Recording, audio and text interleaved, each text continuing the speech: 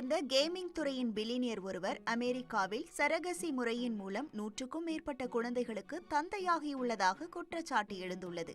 மேலும் அந்த குழந்தைகள் எதிர்காலத்தில் உலகின் முன்னணி தொழிலதிபரான எலான் மஸ்க் அவர்களின் குழந்தைகளை திருமணம் செய்து கொள்ள வேண்டும் என்ற விருப்பமும் தனக்கு இருப்பதாக அவர் கூறியதாக தகவல்கள் தெரிவிக்கின்றன. இந்த விவகாரம் தற்போது சமூக வலைதளங்களிலும் சர்வதேச ஊடகங்களிலும் பெரும் பரபரப்பை ஏற்படுத்தியுள்ளது. சீனாவின் 48 வயதுடைய பில்லியனியர் ஜூபோ தனது பில்லியன் கணக்கான டாலர்களை நிர்வகிப்பதில் மிக பிஸியாக இருப்பதால் குழந்தை பெறும் இந்த முறையை தேர்ந்தெடுத்திருக்கிறார் போல.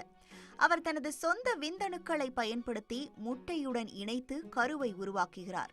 வாடகை தாயின் கர்ப்பப்பையில் அமைத்து குழந்தைகளை பெற்றெடுக்கிறார்.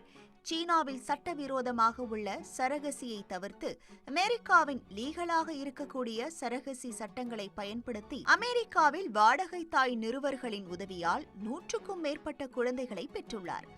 ஆன்லைன் கேமிங் நிறுவனம் மூலம் பணம் சம்பாதித்த இவர் பல குழந்தைகளை பெற்றுக்கொள்வதன் மூலம் தனது குடும்ப வம்சத்தை உருவாக்குவதை முக்கிய குறிக்கோளாக வைத்திருக்கிறார்.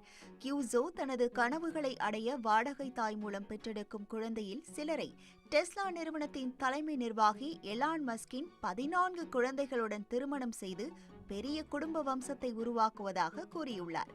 சீனாவின் முதல் தந்தை என தன்னைத்தானே அழைக்கும் ஜியூபோ அமெரிக்காவில் பிறந்த குழந்தைகளில் குறைந்தது 20 அல்லது அதற்கும் மேற்பட்ட குழந்தைகளை, குறிப்பாக ஆண் சந்ததிகளை பெற்றுக்கொள்ள ஆசைப்படுகிறேன்.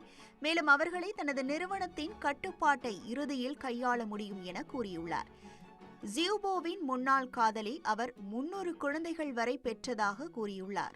ஆனால் இது அதிகாரப்பூர்வமாக நிரூபிக்கப்படவில்லை. ஜியூபோவின் இந்த செயல்பாடுகள் பலரையும் அதிர்ச்சியில் ஆழ்த்தியுள்ளது. அமெரிக்க நீதிமன்றம் அதற்கு எதிராக சில சட்ட முடிவுகளை எடுத்துள்ளது. இந்த குழந்தைகள் வளர்ந்து இவருடைய பதவிக்கும் பணத்திற்கும் சண்டை போடும் காலமும் வரலாம் என பலரும் இணையதளத்தில் கருத்துக்களை பதிவு செய்து வருகின்றனர்.